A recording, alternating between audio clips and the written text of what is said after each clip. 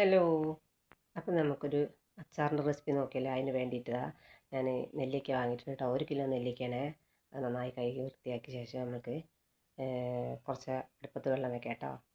അപ്പോൾ വെള്ളം നല്ല വെട്ടി തിളച്ച് അതിലേക്ക് നെല്ലിക്ക ഇട്ട് കൊടുക്കണേ. കൂടുതൽ സമയം വേവാതെ എടുക്കണം നെല്ലിക്ക കേട്ടോ. നെല്ലിക്ക എടുത്ത് ഉരുവൊക്കെ കളഞ്ഞ് വൃത്തിയാക്കി വെച്ചതാണ്. നല്ല വേവാതെ എടുക്കണം കേട്ടോ. പിന്നെ അതേപോലെ തന്നെ ചട്ടി വെച്ചു. ചട്ടിയിലേക്ക് എണ്ണ ഒഴിച്ച് കൊടുക്കാം കേട്ടോ. നല്ല എണ്ണയാണ് ഒഴിച്ച് കൊടുക്കുന്നത്. ഞാൻ വെളിച്ചെണ്ണയിലല്ല കൂടുതൽ അച്ചാർ ഉണ്ടാക്കുക, നല്ല എണ്ണയിലാണ് ഉണ്ടാക്കൽ കേട്ടോ.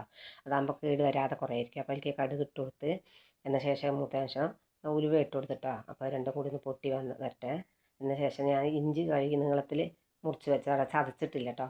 അങ്ങനെ ചതയ്ക്കാണ്ട് നീളത്തിൽ ഇട്ട് കൊടുത്താണ്. അതൊന്ന് മൂത്ത് വരട്ടെ.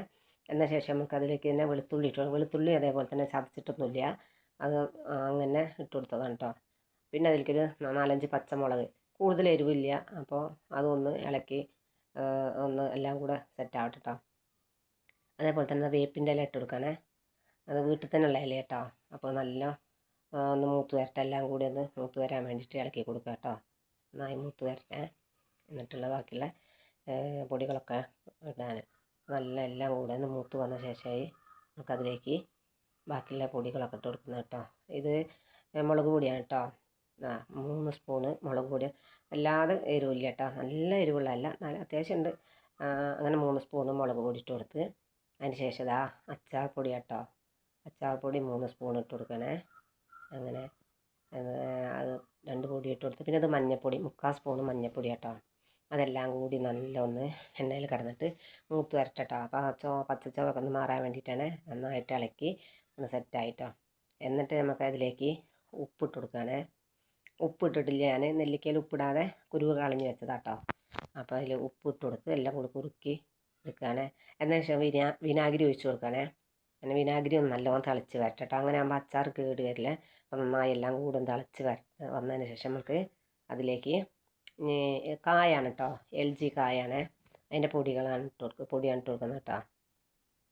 അപ്പോൾ അതുകൊണ്ട് തന്നെ അതേപോലെ നല്ലൊന്ന് എല്ലാം കൂടെ ഒന്ന് മൂത്ത് വരാൻ വേണ്ടി ഇളക്കി കൊടുക്കുകയാണ്.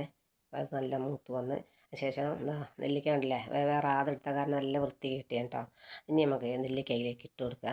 എന്നിട്ട് അതെല്ലാം ഒന്ന് ഇളക്കി ചേർക്കണം കേട്ടോ. അതിന് വേണ്ടി ചേർത്ത് കൊടുക്കണേ. എല്ലായിടത്തേക്കും ഇളക്കി ചേർക്കാൻ വേണ്ടിയിട്ടാണ് കേട്ടോ. ഒരുവിധം നന്നായി ഇളക്കി എല്ലായിടത്തേക്കും സെറ്റായി വരുന്നുണ്ട് കേട്ടോ. അങ്ങനെ നല്ല ഇളക്കി കൊടുക്കുകയാണേ. എന്നിട്ട് പിന്നെ ഞാൻ ഉലുവയും കടുകും വറുത്ത വീഡിയോ എടുക്കാൻ മറന്നു പോയതൊക്കെ. അപ്പോൾ നല്ലോണം എല്ലായിടത്തും ആയിട്ടോ. എല്ലാ പൊടികളും എല്ലാം കൂടി ചേർന്ന് ഇനി നമുക്ക് അതിലേക്ക് ബാക്കിയുള്ളത് ഉലുവയും കടുകാണ് കേട്ടോ. അപ്പോൾ ഞാൻ ഉലുവയും കടുകും എടുക്കുന്ന വീഡിയോ കാണിക്കാൻ മറന്നു പോയതാണ്. അപ്പം നമ്മൾ ഇട്ട് കൊടുക്കുന്നത് ഉലുവയും കടുകും കേട്ടോ. പിന്നെ നെല്ലിക്കയിൽ കൂടുതൽ വെള്ളം ഒഴിച്ചാൽ നെല്ലിക്ക പിടിക്കൂല കേട്ടോ. അങ്ങനെ കട്ടിക്കാണ് നെല്ലിക്ക അച്ചാറുണ്ടാക്കുക. വെള്ളമായിട്ട് ഉണ്ടാക്കിയ ഒരു ടേസ്റ്റ് തോന്നൂല. അതിന് വേണ്ടിയിട്ട് ഞാൻ കുറുക്കി എടുത്താൽ കേട്ടോ. അതിന് അങ്ങനെ പിടിക്കാൻ വേണ്ടിയിട്ട്. അപ്പോൾ അത് എല്ലാം പൊടിച്ച് ചേർത്ത് എല്ലാം കൂടി സെറ്റാക്കിയിട്ട് ഇളക്കി വയ്ക്കുകയാണ്. അതെല്ലായിടത്തും നല്ല റെഡി. ഇത് മോനെ കൊണ്ടുപോകാൻ വേണ്ടി ഉണ്ടാക്കുക കേട്ടോ. അപ്പോൾ ഇന്നത്തെ വീഡിയോ ഇത്രയൊക്കെ ഉള്ളൂ. ഈ വീഡിയോ ഇഷ്ടപ്പെട്ടെങ്കിൽ എല്ലാവരും ലൈക്ക് ചെയ്യണം, കമൻറ്റ് ചെയ്യണം, സബ്സ്ക്രൈബ് ചെയ്യണം. ഓക്കെ.